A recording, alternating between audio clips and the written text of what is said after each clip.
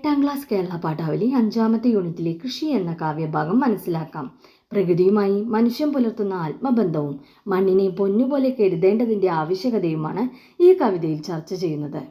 ഇത് സെബാസ്റ്റ്യൻ എഴുതിയ കൃഷിക്കാരൻ എന്ന കവിതയിൽ നിന്നും എടുത്തതാണ്. കാവ്യഭാഗത്തിലേക്ക് കടക്കാം. ഉള്ളം കൈയിൽ നെൽകൃഷി ചെയ്യുന്ന ഒരാളുണ്ടത്രേ, 106 വയസ്സ്, 80 തോന്നിക്കൂ, അരോഗ ദൃഢഗാത്രൻ. ഒരു പഴയകാല കൃഷിക്കാരനെ കുറിച്ചാണ് ഇവിടെ പറയുന്നത്. ഒരു പാടശേഖരത്തിൽ അത്രയധികം സൂക്ഷ്മതയോടെ അധ്വാനിക്കുന്ന 106 വയസ്സുള്ള ഒരു കൃഷിക്കാരൻ. അയാൾക്ക് രോഗമില്ലാത്ത ഉറച്ച ശരീരമാണുള്ളത്. അതാണ് അരോഗ ദൃഢഗാത്രൻ എന്ന് പറയുന്നത്. അതുകൊണ്ട് രോഗമില്ലാത്തതിനാലും ഉറച്ച ശരീരമുള്ളതിനാലും ഒക്കെ അയാൾക്ക് 80 വയസ്സാണ് തോന്നിക്കുമായിരുന്നുള്ളൂ. 3 ഏക്കർ നിലമുണ്ടായിരുന്നത്രേ. കുറേ കടം കൊണ്ടുപോയി. ബാക്കി റോഡ് വികസനം വിഴുങ്ങി. കുറേ സ്ഥലമുണ്ടായിരുന്നത് കടത്തിൻ്റെ പേരിലും അതുപോലെ തന്നെ പുതിയ റോഡുകൾ വന്നപ്പോഴുമൊക്കെ കയ്യിൽ നിന്ന് പോയി. ഇനിയോ പുലരും മുമ്പ് ഉണരുന്നു. നിവർത്തിയ കൈവെള്ളയിൽ കലപ്പ ഇറക്കുന്നു, ഉഴുകുന്നു, വിതയ്ക്കുന്നു, വളമിടുന്നു. കൃഷി ചെയ്യുന്നത് ഒരു കലയാണ്. വിത്തിറക്കുന്നത് മുതൽ വിളവെടുപ്പ് വരെ കർഷകൻ പ്രകൃതിയോട് ചേർന്ന് നടത്തുന്ന സൃഷ്ടിയാണ് കൃഷി എന്ന് പറയാം. പഴയ കൃഷിക്കാർ സ്വന്തം കൈകളാൽ തന്നെയാണ് പല പണികളും ചെയ്തു പോന്നിരുന്നത്. ഇന്നത്തെ പോലെ യന്ത്രങ്ങളുടെ സഹായമൊന്നും അന്നുള്ളവർക്ക് ഉണ്ടായിരുന്നില്ല. ഇവിടെ നോക്കൂ, എന്തൊക്കെയാണ് ചെയ്യേണ്ടത് ഒരു കൃഷി എന്ന് പറയുന്നത്.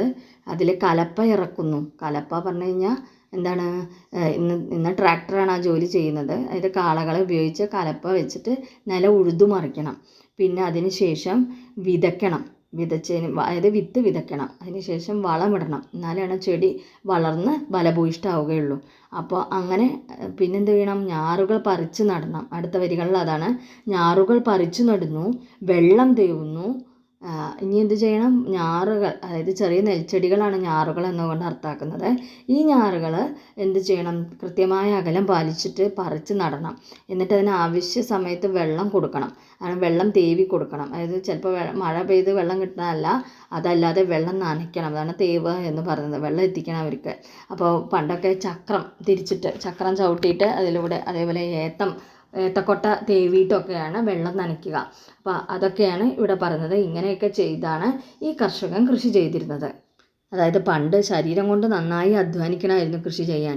സ്വന്തമായി നിലമുള്ള ആളുകളാണെങ്കിലും നിലം പാട്ടത്തിനെടുത്ത് കൃഷി ചെയ്യുന്ന ആളുകളാണെങ്കിലും നന്നായി പണിയെടുത്താലേ നന്നായി വിളവ് കിട്ടിയിരുന്നുള്ളൂ. ഇന്ന് കൃത്രിമമായി പലതും ചേർക്കുന്നത് പോലെ ഒന്നും അവർക്ക് ചേർക്കാനായിട്ടുണ്ടായിരുന്നില്ല.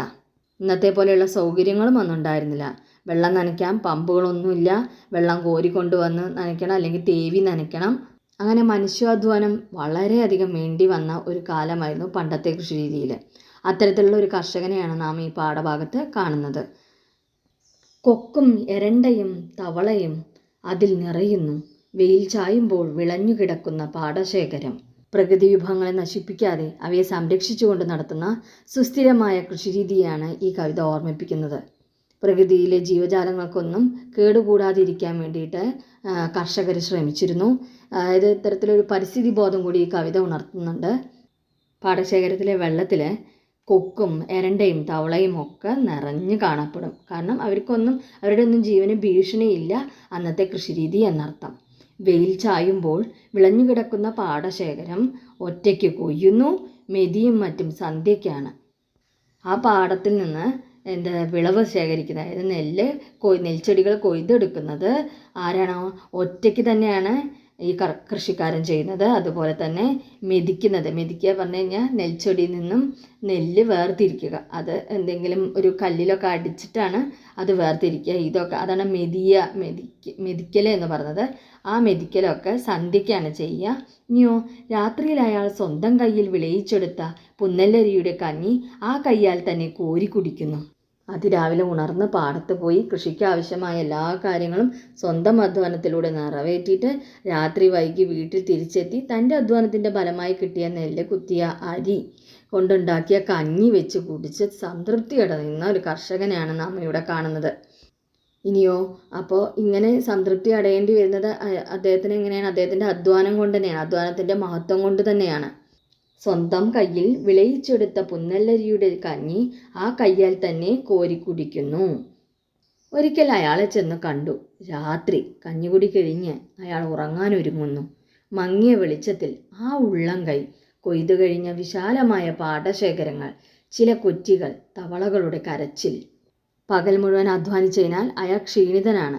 അതുകൊണ്ട് തന്നെ പ്രകൃതിയോട് ചേർന്ന് നല്ല ഉറക്കം ഉറങ്ങി ഉണരുകയാണ് അദ്ദേഹം. അപ്പോൾ ഇങ്ങനെ ഒരു പണ്ടത്തെ കൃഷിക്കാരൻ്റെ നിറവുറ്റ ഒരു ചിത്രമാണ് ഈ കവിത നമ്മുടെ മുന്നിൽ നൽകുന്നത്.